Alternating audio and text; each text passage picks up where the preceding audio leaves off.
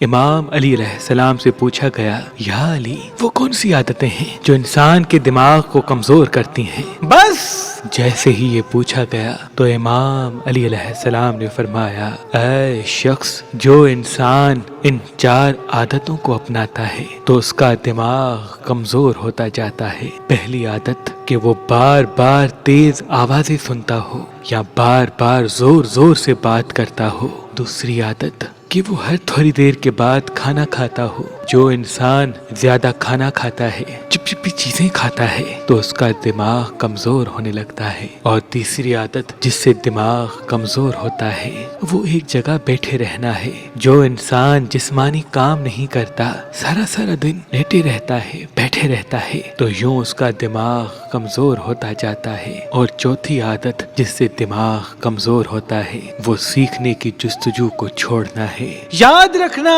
جو انسان سیکھنے کی کوشش کو چھوڑ دیتا ہے اور یہ سمجھنے لگتا ہے کہ اسے سب کچھ آ گیا، تو وہیں سے اس کا دماغ کمزور ہونے لگتا ہے، اور وہ طاقت جو اللہ نے دماغ کو بخشی ہے اس سے وہ دن بدن محروم ہونے لگتا ہے۔ اے شخص، اگر اپنے دماغ کو تیز بنانا چاہتے ہو اور یہ چاہتے ہو کہ تمہارے دماغ کی صلاحیتیں بہتر سے بہترین ہونے لگیں تو ان 4 عادتوں سے دور رہنا۔